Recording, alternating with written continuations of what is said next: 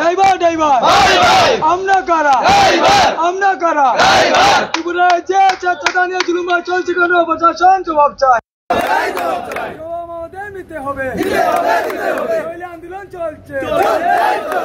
ভারত মাতা কে, ভারত মাতা কে। মা দুর্গা আইরা, কিন্তু আমরা ড্রাইভার ভাই একটা মুখ আসে নাই। কারণ হয়েছে গিয়া মা দুর্গা আইরা আনন্দ থাকতে সবাই মনে, কিন্তু আমরা মনে আজকে আনন্দ নাই। কারণ হয়েছে আমরা জায়গায় জায়গায় তারা পূজার চাঁদা নিয়ে জুলুমবাজি করে।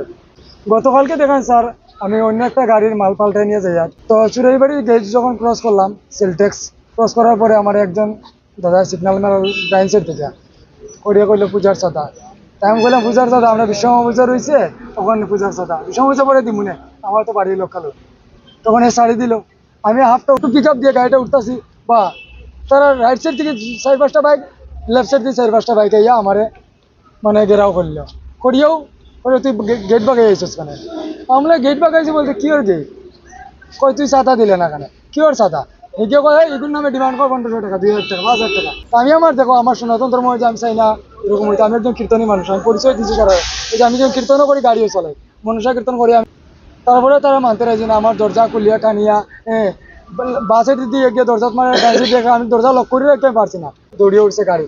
ওটা তো কিছু টর্চার করলো, মারধর করলো। আর দেখা তো তারা আর তো ডিমান্ডের সীমা নাই। তারা হইলো গিয়া আমরা হইলে ব্যাংক, তারা হইলো এটিএম। চুরাইবাড়ি বাজার কমিটি ক্লাব ওদিকে আমরা সুষ্ঠু বিচার চাই, যাতে কোনো ড্রাইভার দাদার সঙ্গে এরকম অবিচার হোক না। পুলিশও প্রশাসন আমরা সেই ইয়ে দিচ্ছে, বলছেন যেন আপনারা বিচার পাইবেন। সর্বস্থান দখল করছে কুমারঘাট পূজার চাঁদা নিয়ে। আমরা অল ত্রিপুরার মধ্যে মেডেল দিলে পূজার চাঁদা নিয়ে কুমারঘাটের দেওয়া লাগবো। আমি কুমারঘাট পূজার চাঁদা কমিটির সেলুট জানাই, যাতে ওনারা সর্বস্থান দখল করে পূজার চাঁদা নিয়ে জুলুমবাজির লেগিয়া। আমার 5 ঘন্টা বইয়ে রাখছে, তখন তো স্যার ওটাও চাই মা দেখেন আপনারা পূজা করতেন, আমরা কোনো দুঃখ নাই। আপনারা দিনের বেলা বইন, আমরা ড্রাইভার ভাইরা যা খুশিতে দিব তাই আপনারা গ্রহণ করুন।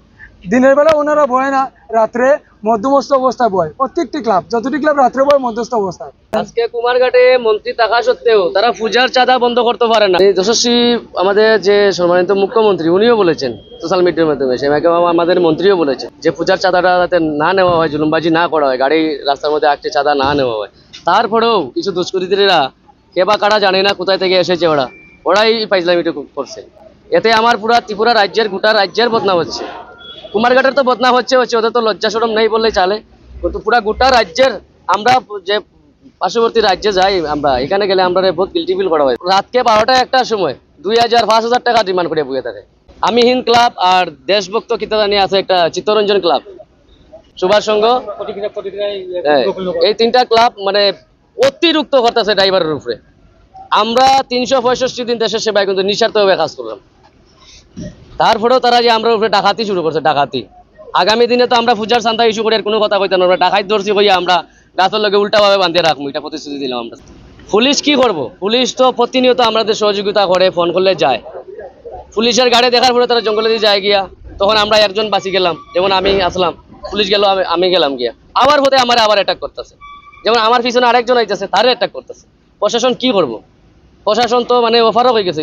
শেফদের পছন্দ সিস্টার মশলা, যা মডার্ন টেকনোলজি এবং স্বাস্থ্যসম্মত। সিস্টার নিশ্চিন্তের প্রতীক।